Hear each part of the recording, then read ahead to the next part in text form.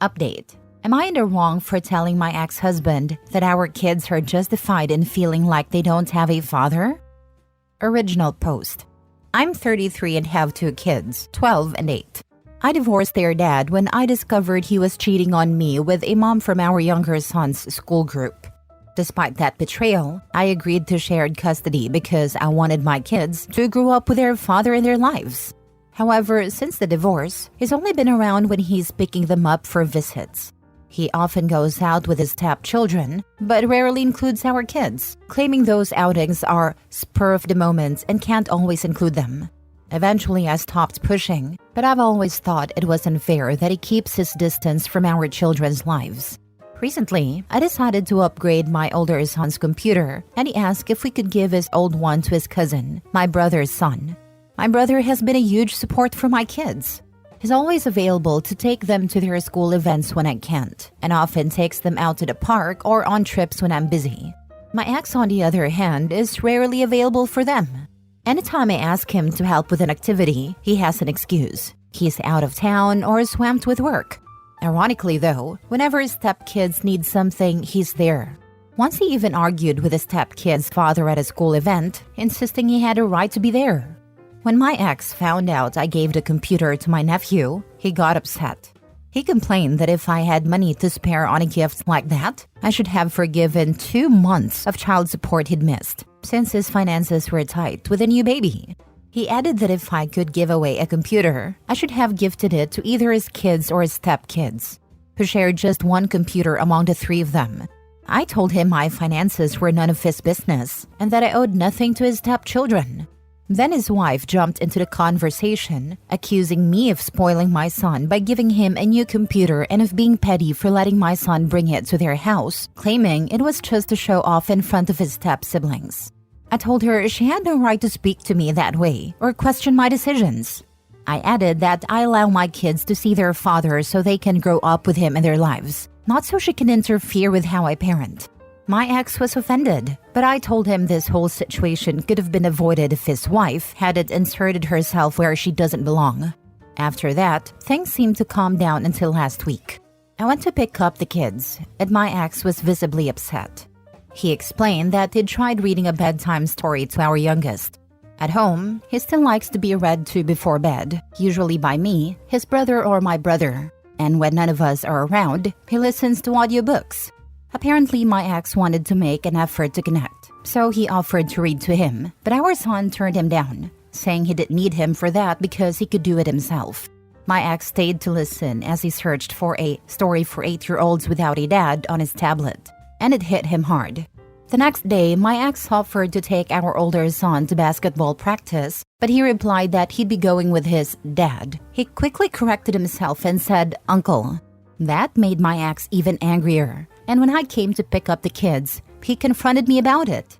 I told him that if our kids feel like they don't have a father, he has only himself to blame.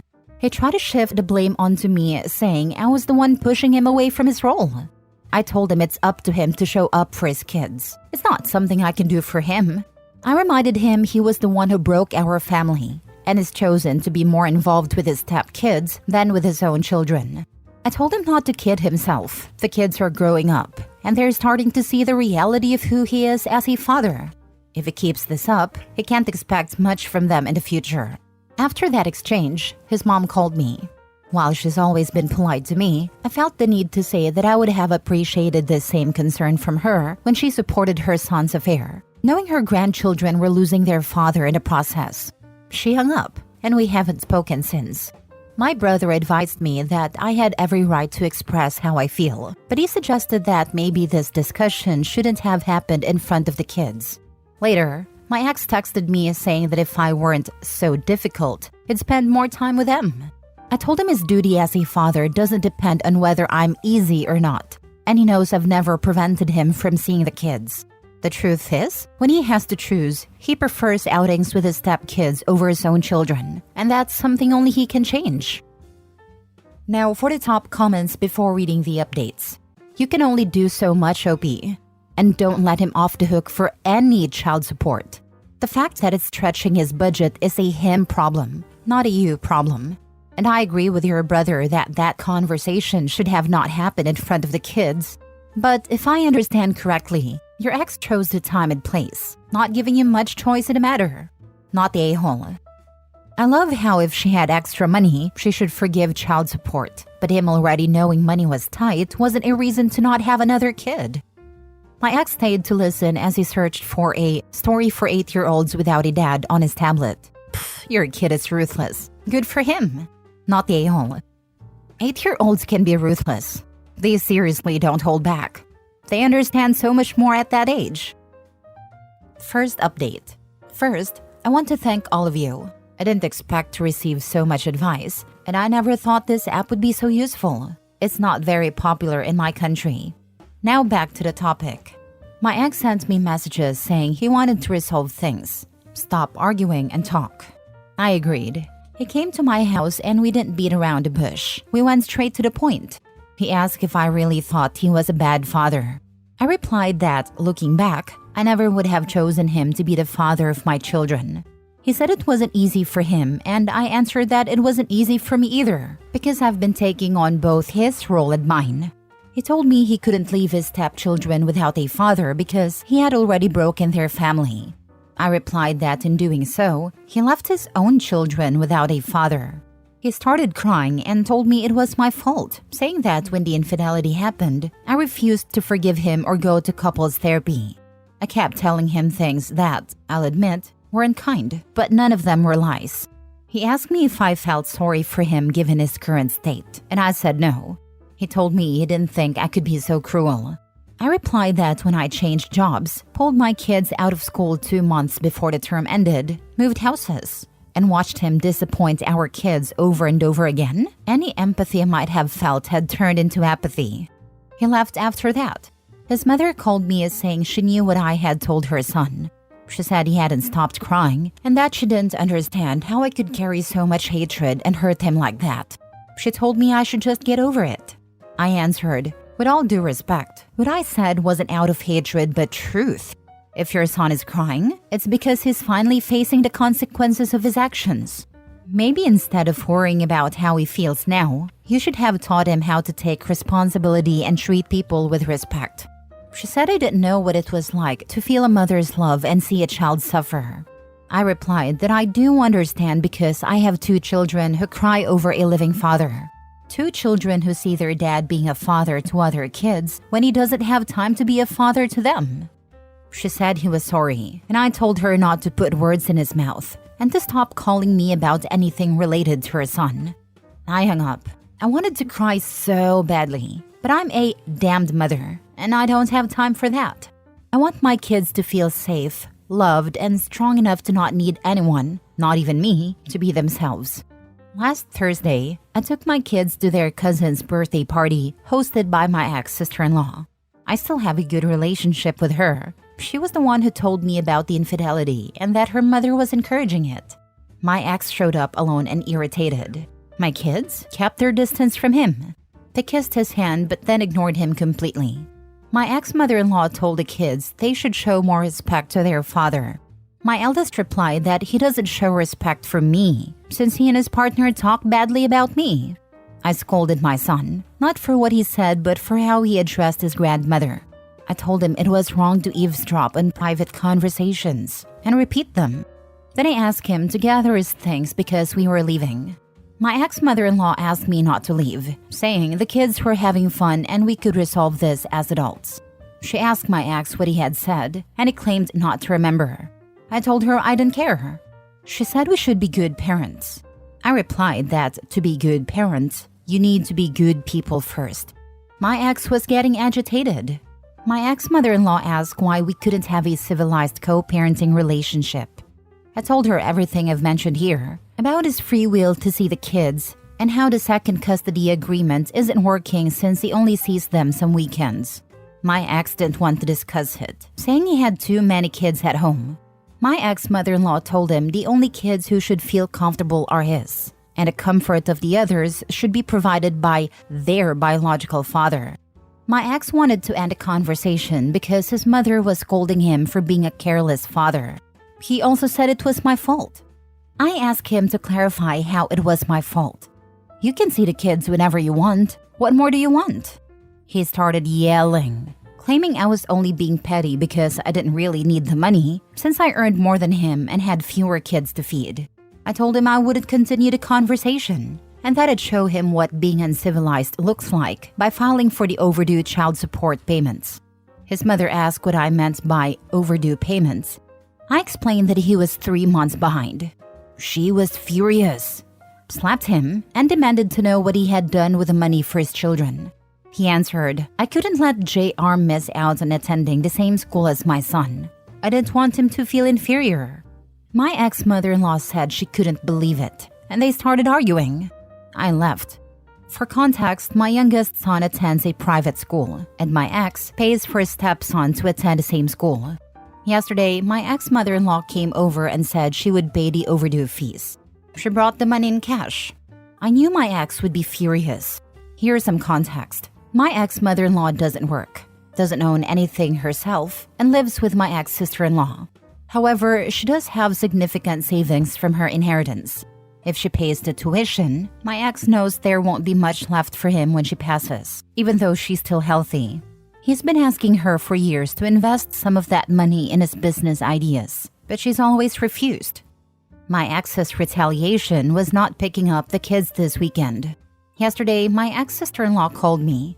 She doesn't know all the details yet, but apparently my ex's 15-year-old stepson punched him in the mouth. She said she'll let me know exactly what happened once she finds out. And before anyone asks, the new custody agreement will likely take a year to finalize. The court says the overdue payments are the priority, and the rest can wait. We have more urgent cases. At least his mama finally got some sense her son is a POS. He obviously fed her a line of BS when she was defending him. He's her baby boy. He would never do no wrong, etc., etc. I'm glad he got exposed. When the evil mother-in-law turns on her spoiled child, you know he was 100% wrong. It's not even a question of perspective anymore. The chef's kiss was being punched by the stepson he prioritized his own kids over. Bet he feels utterly ridiculous now. He was his mom's affair partner. No matter what he does, those kids will always hate his guts. Second update. As I mentioned earlier, my ex's stepson had an altercation with him because my ex refused to let him go out. Now I have more details. My ex's stepson had plans to go bowling with some friends. His biological father had already given him permission and money for the outing. However, when he told his mother, she said he couldn't go because they needed him to stay home and watch his younger siblings. My ex and his wife had planned an outing and needed someone to stay with the kids. This led to an argument. The boy raised his voice to his mother and my ex stepped in to demand that he respect her. The boy replied that he wasn't his father. Trying to maintain authority, my ex told him that as long as he lived under his roof, he had to follow his rules. The boy ignored him and turned away. My ex followed him and touched his shoulder to get his attention. At that moment, the boy turned around, punched him, and shouted that he wasn't his father and could never compare to him. The mother scolded him for his behavior, but the boy, still angry, shouted back that he hated her. This version was shared by my ex and his wife with my ex-mother-in-law. My sister-in-law later related to me. They went to see my ex-mother-in-law to try to gain her sympathy and convince her to take care of the kids, the 2 stepchildren and the baby, so they could go out. However, my ex-mother-in-law told them she would not take care of the children. When I spoke to my ex, he mentioned he was dealing with family issues and claimed that the boy's biological father was turning the boy against him. He didn't give me many details and omitted most of what my sister-in-law had shared. He simply informed me that, due to the situation, he wouldn't be able to pick up our children this weekend. The 15-year-old boy is now staying with his biological father. As for what I mentioned earlier, my ex was 2 months behind on child support. And that same week, he was supposed to make another payment. He didn't, leaving him 3 months behind. In the end, his mother was the one who covered the overdue amount. Regarding the child who attends the same school as my son, it's not the 15-year-old involved in the altercation. It's the younger stepbrother who is 8 years old, the same age as my son. I decided to enroll my son in that school when the affair became public. At the time, I was working as a kindergarten teacher at the same school and the boy had been one of my students. We all knew each other, and to protect my children from rumors, I transferred them to a private school. This happened 2 months before the school year ended. Thanks to the circumstances and the support of some kind people, we managed to get them admitted. Wow, dude's so thick he can't see that the only person turning the kids against him is himself and his actions. Did he think that all the children and the marriages he destroyed would be understanding or something? Dude sounds like a narcissistic tool who will still be blaming you for turning the kids against him when they go no contact with him after they turn 18. Wait, so a fair partner's son was in your kindergarten class, and you transferred your son to a different school to get away from them, and they moved a fair partner's son to that school too? Seems rather crappy of them. But they are siblings now. They got to get along. Last story. Am I the a-hole for telling my girlfriend to stop telling me how to spend the money I won? I live in the UK and I recently won a life-changing amount of money. By this, I mean enough to quit my job and never work again. I live with my girlfriend and told her about the win. She was excited about the fact I'd won, and we started talking about what to do with it. We live in quite a deprived part of the UK, so my girlfriend immediately started talking about moving to a city and living somewhere nicer. I said no to this, as family and friends are nearby and my parents are both quite ill, so I don't want to move far away and have to travel far to see them.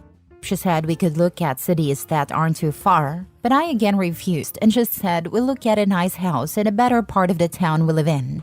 She said she doesn't want to continue living here if we have this much money. I told her it's me who has won the money, so she doesn't get to tell me how to spend it. She just said she wants to move away, but I reiterated that it's my winnings, not hers, and the final decision is mine. She said I wasn't being fair by not considering it. But I told her she was being unreasonable for expecting to dictate how I spend the money.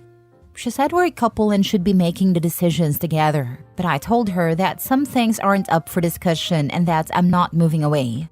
She just called me unreasonable and said I should be considering her opinion on it. Am I the a-hole for telling my girlfriend to stop telling me how to spend the money I won? Now for the comments. Do not get married to this woman without getting thorough legal advice on how to protect your assets. And I'd add, don't have a kid with her either. Don't leave debit or credit cards around. Change all passwords and bank statements. Don't tell anyone else about this, and laugh and say it was only $10,000 when people start asking questions. Always lie and say you have less. Recently won a life-changing amount of money. Pretty crazy how often this seems to happen on here. Some people really underestimate what is required to be able to quit and never work again. Financial literacy is quite low. When people win such massive amounts, they get the itch to spend. Forget the money for a moment. There's an existing incompatibility issue with not wanting to live in the same type of area. If that can't be solved, nothing else about this relationship, including how to spend the money, matters.